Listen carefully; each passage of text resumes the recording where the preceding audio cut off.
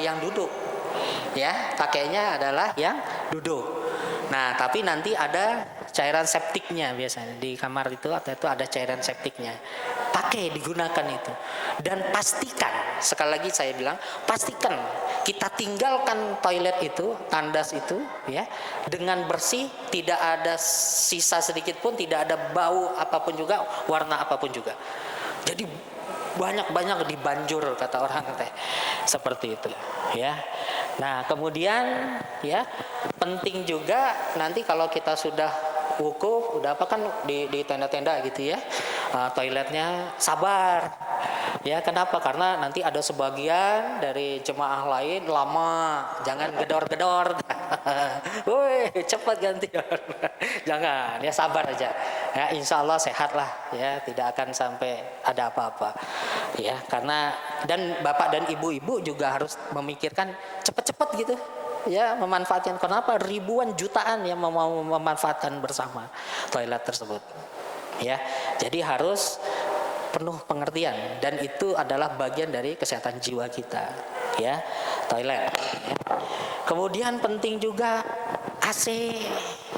Nah ini teh kalau orang Sunda teh kalau dengan AC teh karena udara kita dingin ya kan ya, jarang kita pakai AC-nya. Nah kalau di sana mau nggak mau harus pakai AC Pak. Kenapa? Kalau tidak pakai AC panas. Nah sekarang cuma satu kamar ada 5 orang. Satu pakai senang AC, satu ente, satu senang sedang-sedang, satu sedang ribut kali terus. Nah gitu. Gimana supaya tidak ribut? Nah ini saya kasih tahu kuncinya. Atur suhunya 27 derajat Celcius. Itu adalah suhu normal yang semua bisa menerima. Tidak dingin, tidak panas. Ya, jadi sepakat semua suhunya 27 aja ya. Kita setel ya sama-sama dulu. Nah pada waktu saya satu kamar 5 ya, kebetulan semua umurnya di atas saya, sepuh. Wah kalau malam dia walaupun sudah diatur kadang-kadang tetap dingin gitu ya, dia matikan. Wah saya bangun, waduh pengap sekali kan, udahlah di luar panas kan, di dalam itu tidak ada ventilasi udara ya. Nah jadi AC itu pentingnya adalah bukan hanya mendinginkan tapi sirkulasinya ya, sirkulasi udara, dan itu akan menyehatkan ya. Jangan sampai ribut masalah AC ya di sana gitu ya. Harus sepakat, udah kita atur 27 sepakat semua ya dalam satu kamar ya. Dan mohon maaf ya, jangan sampai ada yang egois ya. Itu ada ya yang kadang-kadang matikan AC dia diem aja, jangan gitu. Karena dia orang lain tidak akan tahu dia melakukan, tapi Allah Maha tahu. Ingat itu. Kita ingat bersama ya bahwa Allah itu Maha tahu apa kita perbuat ya. Sampai masalah AC pun Allah tahu. Nggak mungkin nggak tahu ya. Nah ini batuk ya. Kalau batuk ditutup lah. Tadi pakai masker ya, tadi bersin ditutup ya. Jangan sampai nanti ada sebagian yang tidak mendapatkan informasi seperti ini, dia akan terbuka batuk, batuk. Ketika sudah batuk, cirina lihat 3 hari gitu kan. Jadi semua harus bisa berperilaku hidup sehat jadi dokter gitu. Cirinya 3 hari, dan lihat pas dahak buang, lihat kalau warnanya hijau itu perlu obat antibiotik. Itu mah sudah tidak bisa, jangan ngengelak gimana sembuh begitu aja, akan susah dan lama gitu. Udah cari ke dokter kloter, bilang lendi saya teh hijau, batuk teh sudah lebih 3 hari, minta obat gitu, kasih. Nah kalau bedahaknya itu sudah bening lagi putih biasa, tandanya insya Allah udah sehat. Seperti itu tandanya. Jadi jangan dibiarkan. Kalau batuk rame-rame gitu, jangan gitu. Islam itu inginnya kita tuh hidup bersih itu ya sehat gitu. Gak mungkin sehat kotor, tidak mungkin ya. Dan penyakit-penyakit yang ada di dalam diri kita itu adalah sesuatu yang kotor ya. Jangan dipelihara penyakit-penyakit itu Ya, jangan sampai sudah hijau, ingusna hijau, lendihna hijau, semua keluar hijau gitu kan semua. Belum juga mau berobat. Saya lihat kan ke sebelah kiri kanan, saya tanya, "Pak, udah berobat, Pak?" "Belum." "Aku mah teh doa ke Allah sembuh." Nah, tenang, nanti saya kasih tahu faktanya. Ada harusnya proses ikhtiar. Ya, Allah itu tidak akan menyembuhi sembuh gitu. Kalau memang kun fayakun disembuh. Tapi Allah itu menginginkan kita ada proses ikhtiar. Yang menyembuhkan bukan dokter. Dokter itu hanya bagian ikhtiarnya saja. Ya, bukan dokternya. Mau dokter paling ini sekolah di mana juga, kalau belum sembuh ya belum sembuh. Karena yang menyembuhkan itu adalah Allah. Ya, itu kuatkan di situ. Tapi Allah pun ingin kita ada upaya berikhtiar. Nah, buktinya apa? Nanti saya tunjukkan. Ya. Nah, ini penting juga kesehatan gigi dan mulut ini. Kenapa penting? Kenapa? Karena ketika apalagi sholat subuh ya. Sholat subuh nih paling sering ya. Allahu Akbar. Bawa ke kanan, ke kiri, satu ruangan. Nah itu. Ya, jadi kita ketika kita mulai kusuk, astagfirullah katanya. Jadi terganggu. Nah, kadang-kadang ya menunjukkan kesehatan gigi itu tidak pernah kita sadari dari bau mulut, halitosis namanya. Ya, bau mulut. Itu menunjukkan tingkat kesehatan yang terganggu. Nah, karena kita tiap hari bau mulut kita teh, kalau kita tangan kita gini kan ya gitu kan, kita mah seneng bau mulut kita sendiri gitunya karena sudah terbiasa. Tapi kalau bau mulut tetangga sebelah, orang sebelah kita terganggu karena apa? Bau mulutnya pasti beda-beda tiap orang gitu. Ya. Nah, ini penting ya. Kemudian apa? Ini seandainya tidak memberatkan umatku, sungguh aku akan memerintahkan mereka untuk bersiwak setiap kali hendak sholat. Kuat dari Muslim. Ya, sahih ya, yang Muslim. Artinya apa? Nah, ini gaya bahasa Rasulullah ini ya. Seandainya tidak memberatkan umatku, kata Rasulullah. Itu lembut banget itu. Tapi kalau kita lihat dari sini, kira-kira nih membersihkan gigi kita tuh berat tuh. Saya tanya nih, membersihkan gigi kita, mulut kita berat enggak? Kalau ada yang berat memang kebiasaan ini memang berat itu. Tapi rasanya nggak sampai 1 menit ya, 2 menit. Kumur juga, nggak ada apa-apa juga pakai jari. Gitu kan ya, tidak berat. Nah, ini gaya bahasa Rasulullah. Artinya apa? Sebetulnya apa? Laksanakanlah. Rasulullah mah seolah-olah menyindir kita gitu. Masa gitu aja berat? Sok kerjakeun gitu seharusnya. Kenapa? Karena bersiwak setiap kali hendak sholat. Jadi pas waktu mau wudu, kita taunya apa? Kumur cepat-cepat ya. Sebetulnya bersiwak. Nah, di sana nanti di Mekah, Madinah, siwak teh banyak. Ya, kalau sini kan sikat gigi ya. Nah, di sana banyak siwak. Boleh nanti latihan merasakan sunnah Rasulnya. Itu teh menyobakan siwak. Ya, caranya tumbuk, nanti ada gambarnya, tumbuk dicobakan. Ya, seperti itu. Itu bagus sekali. Kalau siwak di sini kayaknya di Pasar Baru juga banyak ya. Bu, ada jual seikat gitunya. Nah, itu bisa latihan ya, seperti itu. Nah, kemudian faktanya lagi dari Aisyah ya. Bersiwak, Rasulullah itu bersiwak apabila hendak masuk ke rumah. Jadi mau masuk rumahnya siwak dulu, bayangin itu. Segitunya Rasulullah ya, luar biasa ya. Dia mau ketemu orang rumah, istri apa, siwak dulu. Ya, dan siwak itu sangat praktis. Tidak kayak kita kan, kalau kita sekarang ada sikat gigina, aya odolna gitunya. Nah, kita repot, odolnya panjang sekieu di kantong gitu. Repot. Tapi kalau siwak tuh kecil saja, segini udah cukup masuk. Jadi sambilnya siwak dulu. Nah, begitu. Kemudian nah ini cara merawat gigi nih, siwaknya itu ditumbuk ujungnya, ini batang siwak ditumbuk jadi kayak sikat. Gitu caranya, seperti itu ya, ditekan-tekan, dicopot ya. Kemudian Imam Nawawi menjelaskan mengenai siwak hukumnya sunnah yang dianjurkan ya.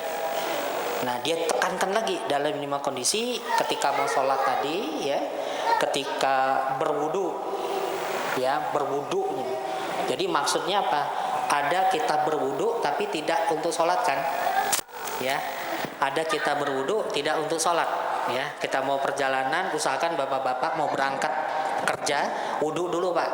Ya, kalau terjadi apa-apa dalam keadaan wudu terjaga itu ada imbalan pahalanya.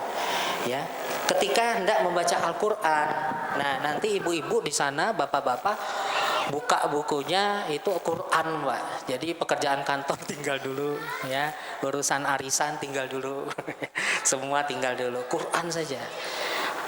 Niatkan kita khatam ya, bukan hanya sekali, berkali-kali dengan gaya masing-masing. Ada yang tiap sholat langsung baca, ada yang terus saja baca, ada yang saya mau malam saja di Masjidil Haram menghabiskan malam membacanya. Silahkan gaya masing-masing ya, waktu masing-masing ya. Tapi yang penting di sini ya, nah ini sunnahnya adalah ketika sebelum membaca Al-Quran. Kemudian ketika bangun dari tidur, nah ini penting. Tadi sholat subuh tadi jangan langsung lari ke Masjidil Haram gitu ya, tapi bersiwak dulu ya. Dan kondisi mulut yang berubah, misalnya lama tidak makan minum, biasanya kalau saum ya, nah itu tuh pasti ada perubahan kadar asam mulut ya. Kemudian ya banyak bicara katanya, terus tidak banyak bicara juga mempengaruhi ternyata ya. Kenapa? Nah ini yang menarik, ketika melakukan itu Rasulullah dan para sahabat tidak pernah ya, ini tidak pernah ada riwayat Rasulullah dan para sahabat yang sakit gigi. Di hadis-hadis tidak pernah, tidak ada ditemukan. Ya itu sudah dikaji di dalam ilmu kedokteran gigi Muslim ya, di pusat studi yang mempelajari itu. Ya, jadi tidak ada satu hadis bilang satu saat sahabat Rasulullah sakit gigi itu nggak ada, ya tidak ditemukan. Ya. Hanya saja pada waktu perang Uhud ini, ya, di mana pada perjuangan perang tersebut Rasulullah kena batu giginya depan, gigi serinya nih patah, ya, terus pecah ya, wajahnya terluka Rasulullah. Itu riwayat perjuangan. Nah ini menarik ini. Dari sekian-sekian lukanya ditekankan giginya patah. Ya, kenapa? Karena patah gigi itu jauh menyakitkan dibandingkan patah tulang atau luka-luka jaringan lunak. Kalau patah gigi, saraf gigi terbuka, itu jangankan kesentuh ke air, kena udara gitu kan, walinu udah pecah konsentrasi kita.